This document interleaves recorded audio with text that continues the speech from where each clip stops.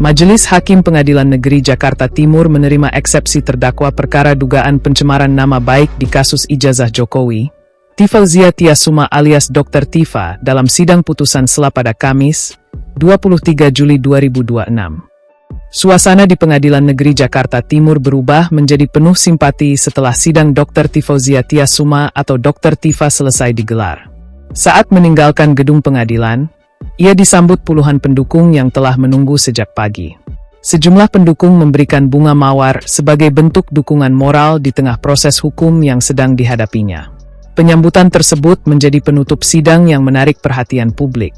Di tengah kerumunan pendukung, Dr. Tifa menyampaikan pesan agar para simpatisannya tetap menjaga ketertiban dan menghormati seluruh proses hukum yang sedang berlangsung. Ia juga meminta dukungan itu diwujudkan dalam cara-cara yang damai dan sesuai koridor hukum. Dr. Tifa menegaskan bahwa dirinya akan mengikuti seluruh tahapan persidangan hingga selesai. Menurutnya, perkara yang sedang dihadapinya harus dijawab melalui mekanisme hukum, bukan dengan tindakan di luar proses peradilan. Dalam kesempatan itu, ia juga menyampaikan apresiasi kepada tim kuasa hukum dan para pendukung yang terus mendampinginya sejak awal perkara bergulir. Dr. Tifa menilai dukungan tersebut menjadi penyemangat untuk menghadapi proses persidangan yang diperkirakan masih akan berlangsung dalam beberapa agenda berikutnya. Sidang yang dijalani Dr. Tifa merupakan bagian dari perkara dugaan fitnah dan pencemaran nama baik terkait isu keaslian ijazah Presiden ke-7 RI, Joko Widodo. Pada tahap awal persidangan, Majelis Hakim masih memeriksa aspek administratif dan mendengarkan agenda sesuai tahapan hukum acara pidana. Dukungan terhadap Dr. Tifa juga datang dari sejumlah tokoh yang memiliki kedekatan dalam perkara serupa. Salah satunya Roy Suryo yang sebelumnya menegaskan bahwa dirinya tetap memberikan dukungan dan membantah adanya perpecahan di antara mereka yang menghadapi proses hukum terkait kasus tersebut. Sementara itu, proses persidangan masih akan berlanjut dengan agenda berikutnya sesuai jadwal yang telah ditetapkan Majelis Hakim. Jaksa penuntut umum dan tim kuasa hukum masing-masing akan menyampaikan argumentasi serta alat bukti dalam tahapan pembuktian. Putusan pengadilan nantinya akan menjadi penentu arah penyelesaian perkara tersebut berdasarkan fakta-fakta yang terungkap di persidangan. Assalamualaikum warahmatullahi wabarakatuh. La haula wala quwata illa billahil aliyil azim. Allahu akbar. Alhamdulillah, alhamdulillah, alhamdulillah, alhamdulillah. Pada hari ini, hari Kamis 23 Juli 2026 sudah tercapai sebuah keputusan dari Majelis Hakim Pengadilan Negeri Jakarta Timur untuk menerima eksepsi dari kami, dari saya terdakwa, saya Dr. Tifauzia Tiasuma. Jadi ini adalah sebuah yang harus kita sangat apresiasi ya. Ini adalah bentuk penghormatan kita terhadap proses hukum dan lembaga peradilan.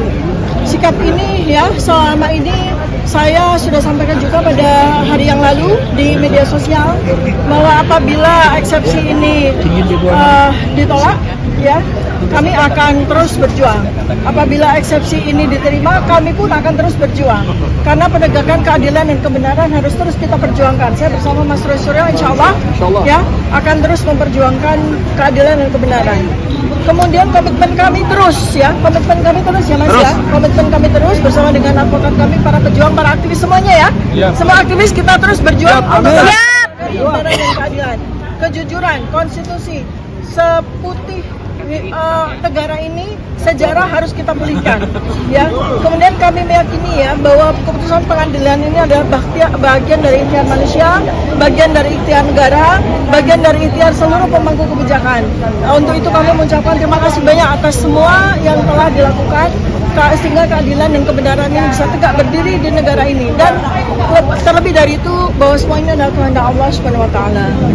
Kami menerima yang terjadi hari ini dari sejak kami melangkahkan kaki menuju kepada Pengadilan Negeri Jakarta Timur ini.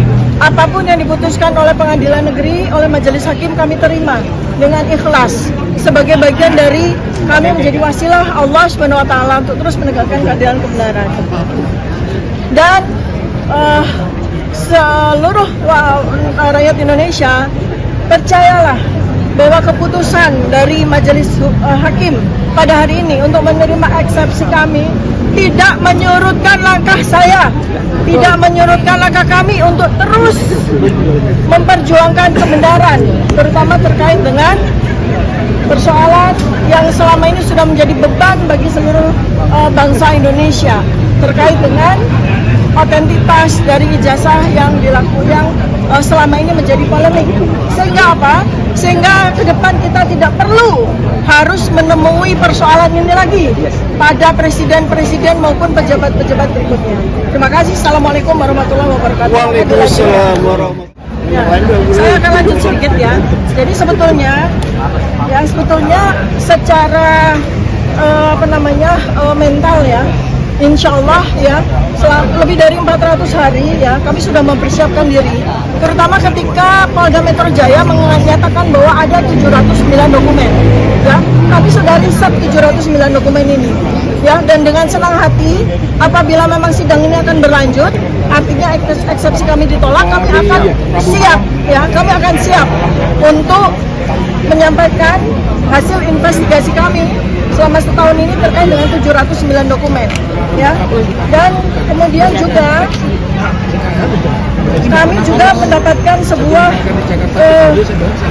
kekuatan juga ya, penguatan ya, bahwa ada sebuah bukti yang tidak bisa ditolak, ya. Ada sebuah bukti yang tidak bisa ditolak bahwa sarjana kehutanan Universitas Gadjah Mada lulus tahun 1985 itu harus memiliki dokumen seperti ini, ya, yaitu transkrip nilai lengkap, ya, SKS berjumlah 161, ya, kemudian transkrip nilai tersebut ditandatangani secara lengkap oleh dekan, oleh pembantu dekan 1. Ini adalah bukti yang tidak bisa dibantah, dan apabila ya, dan ini adalah bocoran dari sebagian 709 dokumen.